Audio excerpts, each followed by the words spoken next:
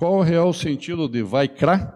Vocês podem ver que o próprio nome ali tem as letras caixa alta e tem um Aleph no finalzinho lá que ele é pequeno, ele é minúsculo. Resumo dessa paraxá. Os holocaustos, as ofertas de manjares, sacrifícios pacíficos. Observem quantas vezes tem a palavra sacrifícios aqui. Sacrifícios pacíficos, sacrifícios pelos pecados da ignorância dos sacerdotes, os sacrifícios pelos pecados por ignorância da Kehilat, os sacrifícios pelos pecados por ignorância de um príncipe, sacrifícios pelos pecados por ignorância de qualquer pessoa, sacrifício pelos pecados ocultos, sacrifício por sacrilégio, sacrifício pelos pecados de ignorância, sacrifício pelos pecados voluntários. Uma coleção de palavras sacrifício. Então, para eu não explanar isso, lá em outros slides separados, eu já incluí aqui para esclarecer um pouco, compartilhar com vocês. Por exemplo, o que significa holocaustos vem da palavra ola. E significa totalmente queimado. Você não vai queimar aquilo por 10 segundos, 5 segundos, 1 minuto. Tem que queimar totalmente aquilo. Então, esse queimar totalmente, observem que quando teve lá a instituição de Pêssar, no capítulo 12 de Êxodo, foi pedido para comer o carneiro inteiro, cordeiro. Não era para deixar nada, inteiro, peraí. Inteiro é todo ele. E aqui todo ele queimado. Opa, tem uma proximidade muito legal nessa questão aí. Tá, tudo bem. Ofertas de manjares. O que é? Porque quando eu falo holocaustos, manjares e sacrifícios pacíficos, alguns irmãos ficam, o que é isso, né? Para que existe isso? Então, o que é ofertas de manjares? Ofertas de manjares é o nome Minha. Minha. E Minha significa louvor ou adoração. Então, cada vez que vocês veem ali o grupo de louvor ali, Baruch Hashem, pelo grupo de louvor da Sarel, então se conecta com a palavra Minha. E sacrifícios pacíficos. Por que sacrifícios pacíficos? Sacrifícios de paz, para resgatar a aliança, para resgatar a paz, para resgatar a união. Então, é o resgate da aliança com Hashem. Se você estava mal, se tinha algum ranço, algum problema, você vai resgatar essa aliança com Hashem. Vai ficar em dia, vai ficar bem com ele. Sacrifício pelos pecados por ignorância dos sacerdotes. Eu fiz questão de colocar aqui, porque tem a ver com o comentário que eu fiz, que o Rabino falou, que eu achei bem interessante, né? Pecados por ignorância dos sacerdotes. Então, se arrepender pelo pecado de omissão, olha aí, se arrepender pelo pecado de omissão. Então, não é uma ignorância, porque você pode generalizar a ignorância, né? Mas essa ignorância seria o termo mais correto, pecado de omissão, ignorante por não conhecer a Torá, né? Então, é um arrependimento por esse pecado, pois não há desculpa em não estudar a Torá. Não quero ser repetitivo, mas só para vocês lembrarem do comentário que eu fiz, que está na porção de hoje, né? Então, existe uma responsabilidade de todos nós, não só quem está aqui, todos nós, estudarmos a Torá diariamente ou tantas vezes por semana, mas ter uma frequência de estudo. Os sacrifícios pelos pecados ignorantes. Então, eu vou pular ali os 5, 6 e 7, né? Vocês já entenderam. O sacrifício pelos pecados ocultos. O que significa pecados ocultos? Você, primeiramente, mentir para si mesmo, né? Lembra que eu falei, entra hipocrisia aí nessa questão, né? E entra coisas que quando eu comentei com vocês que a gente não conhece, Você tem um contato com uma pessoa, você começa a conhecer a pessoa, você pensa que conhece, mas não conhece. E a pessoa também não conhece bem você. Precisa um tempo, às vezes anos, para você chegar a uma conclusão de um para o outro, né? Então, por quê? Por que acontece isso? Porque, como o Rabino Sholom faz, ele às vezes é duro, assim, pum! A gente mente para nós mesmos.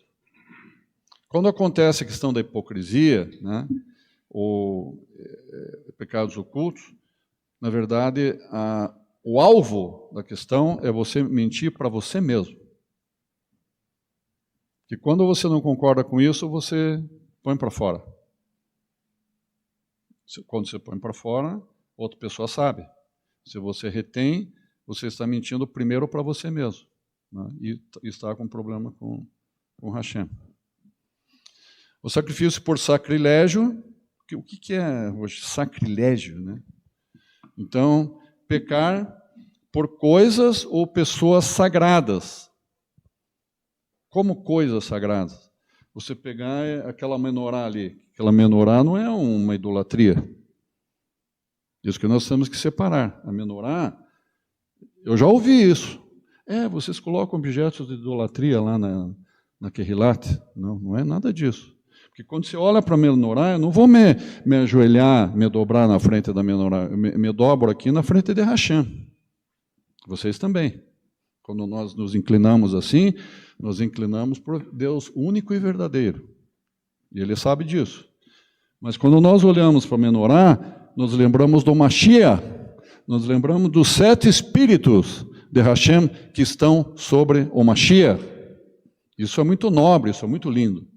Então, não é um objeto de idolatria, mas nos lembra da salvação, nos lembra da maravilha que é o Messias, né?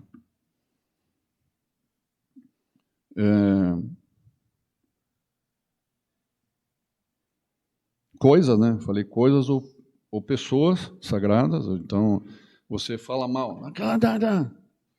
Ou pessoas. Você, primeiro, o teu irmão, quando você maltrata teu irmão que é nascido de cima, ou quando você menospreza ou faz pouco caso de um servo Hashem, um Shamash, outros servos de Hashem, né, que tem autoridade, apóstolos, etc.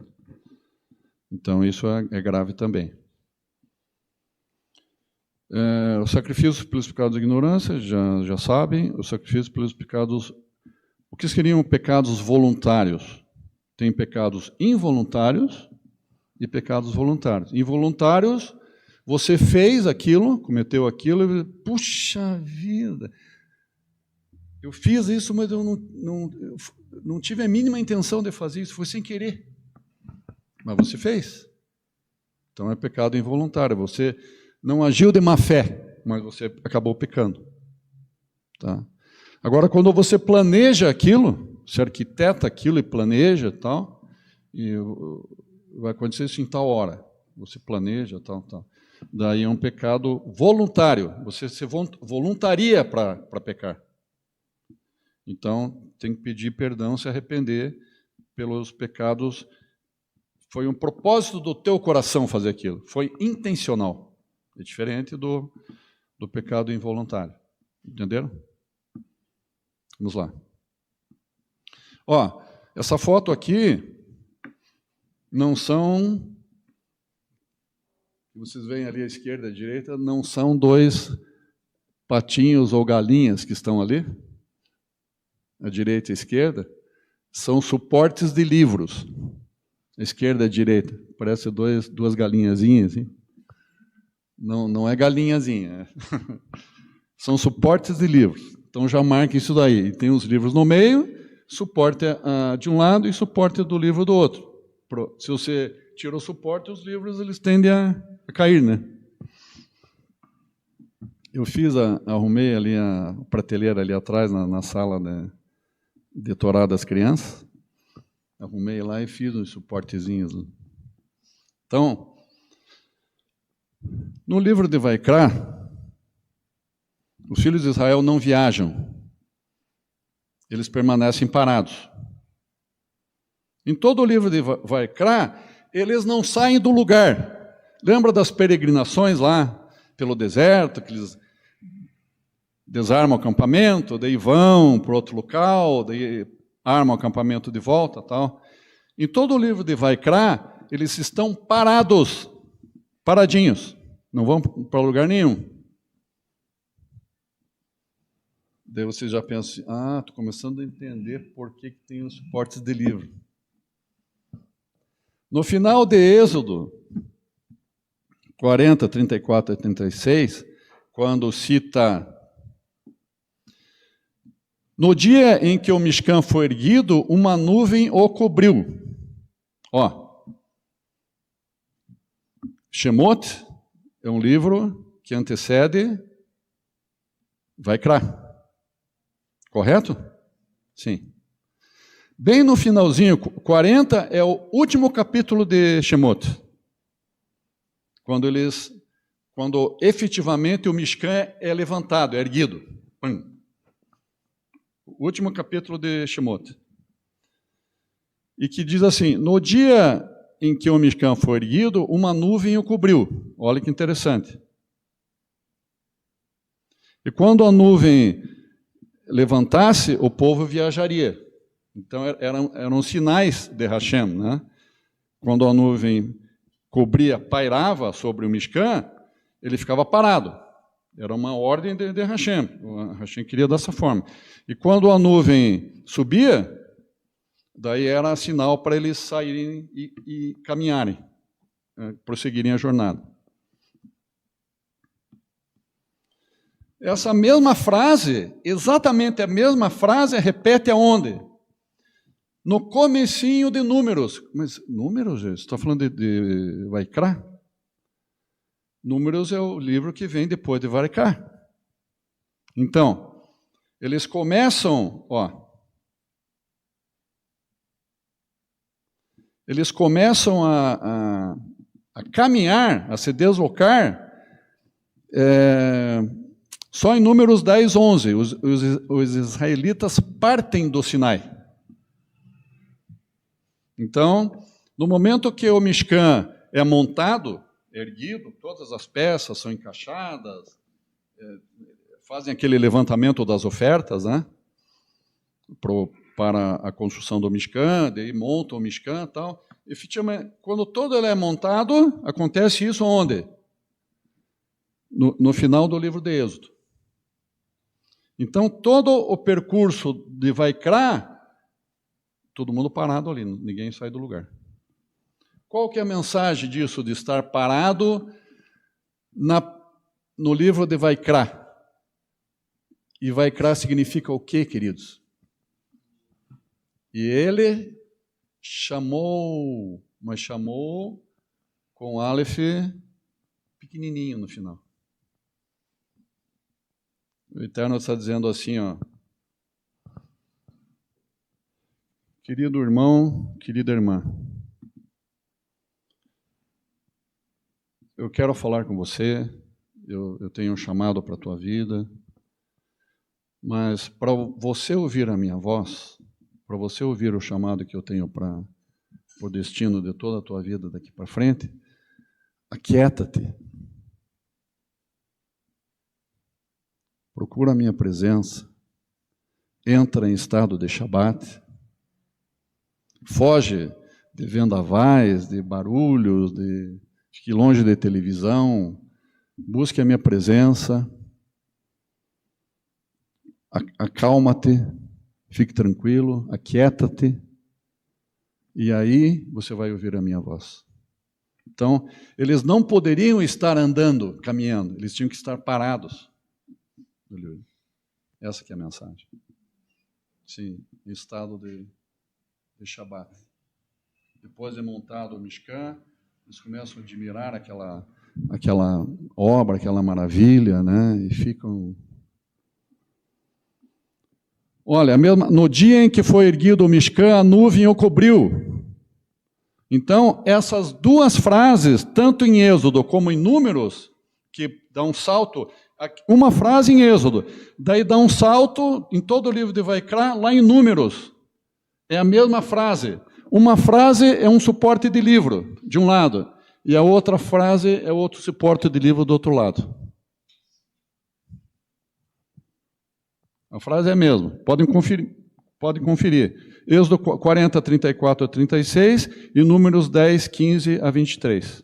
E eles começam a caminhar, porque a nuvem sobe, não fica ali em Números 10, 11. Ali começa a jornada. Então, por que essas duas frases se repetem? Já falamos sobre isso. Elas são, na verdade, dois suportes de livros, uma à esquerda e uma à direita. Vamos lá. Mas, Rocha Jair, se todo o livro de Vaikra é uma pausa diferenciada, assim, entre, né, no processo das jornadas dos filhos de Israel pelo deserto, é uma pausa ali, é o princípio, né? É uma pausa. Essa pausa, por acaso, existe em algum outro local? Uma pausa? Dentre um percurso de alguma outra lição, de alguma outra história, existe alguma outra parada, uma espécie de uma janela no tempo? Existe isso? Na verdade, é uma pausa, a mesma que houve em Pessar. Êxodo 12, o que é? O que é Êxodo 12 se não é uma janela no tempo? Como assim tempo, Roche? Entre a 9ª praga e a 10ª praga, no final da 9ª praga, para ali. Põe o dedo no ponteiro do relógio, segura o relógio lá, para lá. Daí começa o capítulo 12, com um tema que não tem absolutamente nada a ver com pragas. É um tema que fala que é instituída o Pessar pela primeira vez. Então, o Eterno, como o seu Eterno, dizendo assim, ó, eu dou todas essas pragas aqui, mas eu tenho um procedimento maravilhoso que, se vocês cumprirem esse procedimento, vocês vão ser salvos, vocês não vão morrer com os primogênitos dos egípcios. Vocês vão ser salvos, se vocês obedecerem o que eu explicar aqui para vocês, tintim por tintim, que é a instituição de Pessar. Então, peraí. Será que existe algum paralelo entre Êxodo 12 com o livro de Vaikra? Claro que tem. Tudo a ver. Como assim? Então, tanto o Vaikra quanto Êxodo 12 é uma espécie de janela no tempo, no decorrer das pragas do Egito. Praga do Egito, no caso, Êxodo 12, né? Porém, notamos que há uma forte conexão entre essas duas pausas. Ambas falam de purificação através de sacrifícios. Baruch Hashem. Todo o livro de Vaikra são procedimentos de como fazer o sacrifício. Todo o livro. E Êxodo 12, sacrifício do que tem ali? Sacrifício de muitos cordeiros. Muitos cordeiros, e não quaisquer cordeiros. Cordeiros sem mancha, sem mácula, sem enfermidade, cordeiros muito especiais. Então, realmente tem uma conexão muito forte. E ambas, tanto Êxodo 12 quanto Vaikra, fala de um processo de perdão de pecados e purificação. Mas por que tem Pessar, Roche, e por que tem o Mishkan lá no deserto? Por que já que tem Pessar, poderia não ter um Mishkan? Por que tem? Ou se tem um Mishkan, por que teve Pessar? Como que eles saíram? Como que houve ali? Qual foi a origem, a causa? Por que eles literalmente saíram do Egito? No Mishkan, eles já tinham saído do Egito. Eles já tinha acontecido a revelação da Torá, eles já tinham saído do Egito. Mas espera aí, então, vamos pensar um pouco. Por que, então, se eles já foram libertos, por que a necessidade do Mishkan, então? Se eles já foram libertos?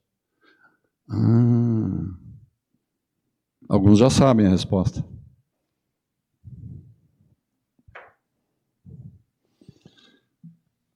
A primeira pausa lá de Êxodo 12 fala de sacrifícios de muitos cordeiros. E a segunda fala não só de cordeiros, como outros animais, bois e cabritos e aves, né? Avezinhas, pombas, etc. Isso é muito interessante, realmente tem uma conexão muito, muito legal. Qual o significado dessas duas pausas atualmente? Para ver uma grande libertação de Israel, presta atenção.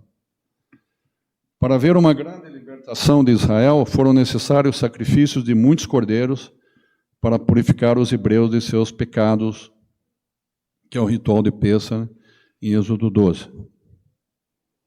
Então, esse foi o chavão para quando eles passaram, foram aprovados na 10ª praga, lá com as vergas, os umbrais das casas que foram manchadas com o sangue de cordeiros, né? Eles obedeceram às instruções e foram salvos e houve a libertação, efetivamente. Por quê? Por causa da instituição de Pêssar. Apesar de termos sido lavados e purificados, presta atenção agora, apesar de termos sido lavados e purificados com o sangue do Cordeiro de Deus, que é o princípio de tudo, por aí, eu fui lavado com o sangue do Cordeiro, mas eu me lembro que depois de eu ter sido lavado, depois de eu ter sido batizado, eu cometi pecados. Eu creio que vocês também. Como que se resolve isso? Se eu já fui lavado com o sangue do Cordeiro? Eu estou liberto. Eu já estou com o pé no reino. Eu já faço parte do reino. Para eu permanecer, a nossa manutenção no reino, queridos, nós precisamos perceber o que erramos, embora nós já fizemos o ritual de Pêssar, nós já fomos purificados. O Eterno diz que Ele não lembra mais de nenhum dos nossos pecados, para nós sermos aptos a atender os requisitos da salvação e pertencermos ao reino. Mas, mesmo assim, eu peco. Sim, a gente peca. Vamos dizer, todo dia. Pecadinho. Um pouco maior, um pouco maior, um pouco maior. Até pecadões, né? Só que tem um detalhe. A palavra diz que nós precisamos nos arrepender e confessar os pecados, para nós voltarmos a estar em dia com Hashem. Então, um dos grandes objetivos do Mishkan é justamente esse processo. Nós já saímos do Egito, mas nós precisamos diariamente nos purificar, dia a dia. E a palavra diz assim: aqueles que perseverarem até o fim serão salvos. Não diz aqueles que perseverarem, que cumprirem o ritual de Pêssar só. Os que perseverarem até o fim serão salvos. Então é uma labuta diária contra o nosso ego, contra a nossa carne, contra as nossas vontades, contra o nosso eu e mais eu. É constante, irmãos, é uma luta intensa e constante e muito séria. Nós nos olharmos no espelho não é muito fácil. Nós vermos as outras pessoas é muito mais fácil. Agora, nós nos olharmos no espelho, não é muito fácil. Nós vamos ver muitas coisas ali que a gente não gosta. quando nós nos olhamos nus no espelho.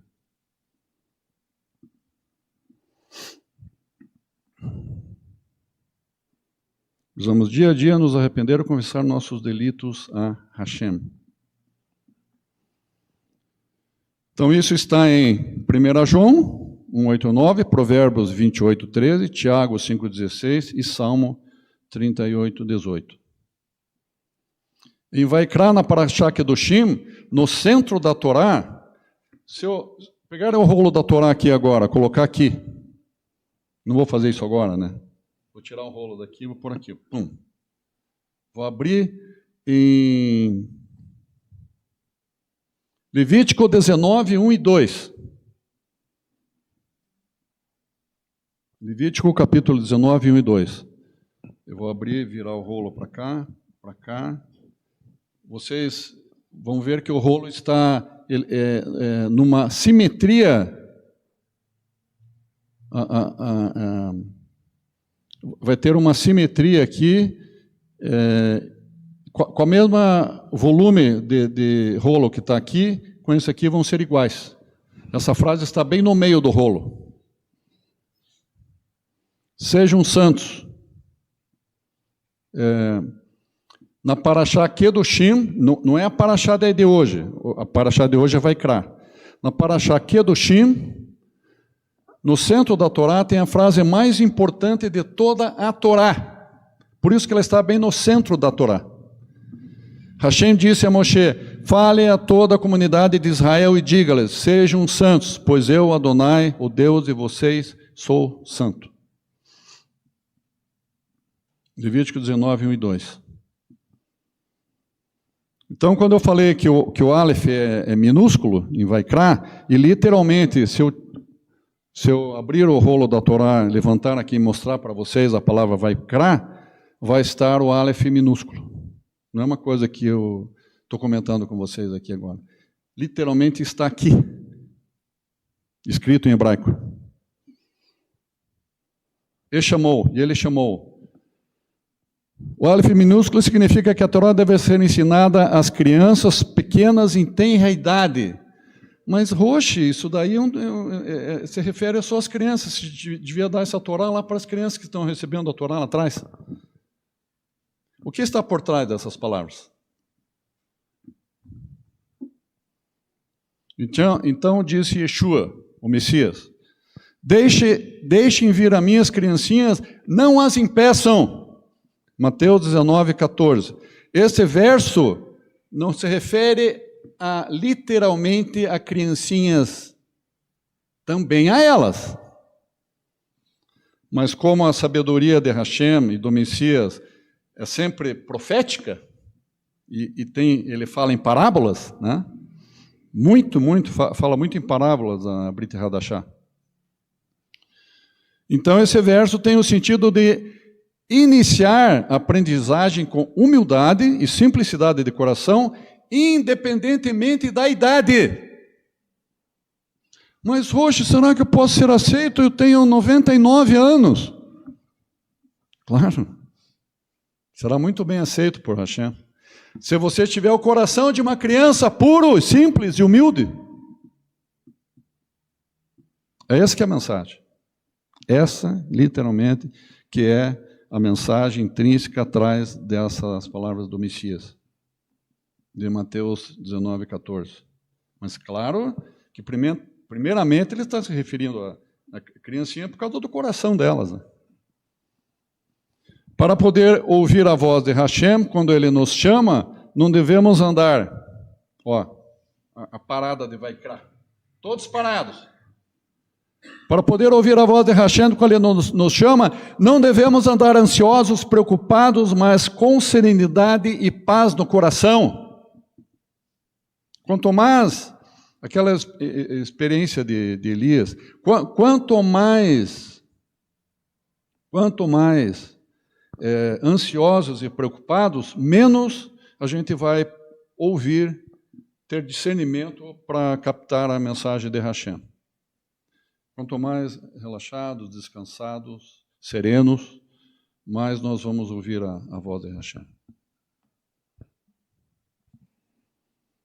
E o chamado, o principal chamado de Vaikra, que está, não precisa ser muito inteligente para entender que essa frase, sejam santos, pois eu, Adonai, o Deus de vocês, são santos, está exatamente no centro do rolo da Torá. Então, o maior desejo do coração de Hashem para todos aqueles que são lavados pelo sangue do Cordeiro e são batizados, é para que nós sejamos santos. A maior mensagem de Vaikra é essa, irmãos. Verdadeiramente falando. E chamou Hashem a Moshe da tenda da congregação, isto é, não chamou do cume do Monte Sinai, mas do lugar santíssimo sobre o propiciatório que está sobre a Arca da Aliança. Aquela experiência tremenda que houve no cume do Sinai, Hashem transporta para o santíssimo lugar no Mishkan. Aquilo ali. Então, cada vez que falamos sobre o lugar santíssimo dentro do Mishkan, o lugar mais genuinamente nobre do Mishkan é o santíssimo lugar. Estamos falando de um lugar singular, um lugar sobrenatural. Como assim, Rocha? É um lugar que os homens não têm acesso a qualquer hora. Os homens normais não acessam esse lugar em hora alguma. Assim como só Moshe adentrou no cume, dentro daquela nuvem com Hashem, no topo do Sinai. Então, é um lugar dentro do Mishkan, no Santo dos Santos, é um lugar onde se encontra, onde está a verdade absoluta. Quem é a verdade absoluta? Mashiach. Os dois queruvim que antes impediam o acesso a Etz Haim, a árvore da vida, agora, dentro do Mishkan, eles não estão segurando nenhuma espada, esses queruvim. Lá no Éden, o Eterno colocou dois queruvins com aquela espada reluzente que girava para impedir o acesso à árvore da vida. Aqui não, aqui é o contrário, eles estão dizendo, entre. Em especial, quando o véu do templo de Jerusalém, ele é rasgado. Daí os queruvins, agora todos podem entrar. Ali, no Mishkan, ele estava dizendo, entre Arão. Você como sacerdote. E por isso que Yeshua está ali. Porque ele representa, Arão está representando o Messias como um sacerdote. Somos sacerdote. E é o lugar da verdade absoluta. Né? Mas agora não é o tempo da Etz Haim no Jardim do Éden, é o tempo da Etz Haim, árvore da vida, que é a Torá, que está dentro da arca. E lá em Jerusalém, o véu é rasgado. E daí os queruvim dizem assim, agora não só o Messias, que já está ali, mas todos aqueles que creem nele têm acesso a Etz Haim. Baruch Hashem, isso é maravilhoso, irmãos. Nós não merecemos isso. Agora o acesso está liberado para todos nós, queridos. Para todos nós. E isso implica que há alguns requisitos para se aceitar esse chamado. Esse é o último slide.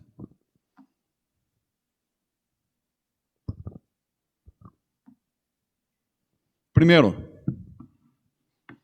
precisamos crer. Sem fé é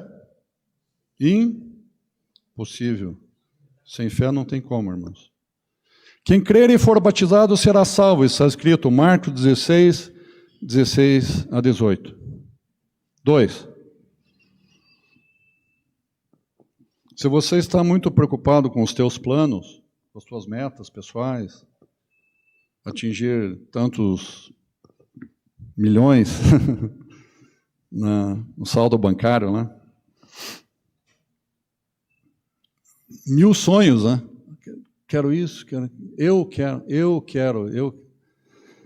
Porque quem quiser salvar a sua vida, perdê-la-á.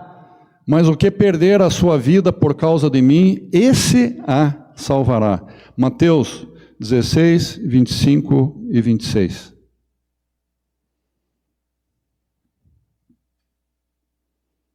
Três. Se alguém quer vir após mim, e não aborrecer ao seu pai, a sua mãe, e mulher, e filhos, e irmãos, e irmãs, e ainda também tem a sua própria vida, aborrecer a sua própria vida, aborrecer os seus próprios planos, as suas próprias metas. Não pode ser discípulo de Yeshua, irmãos. Lucas 14, 26. E 4. Quem quer vir após mim, renuncie a si mesmo. Tome o seu madeiro, a sua cruz, cada dia. E siga-me. Nós exigimos demais, nós reclamamos demais, nós nos achamos demais.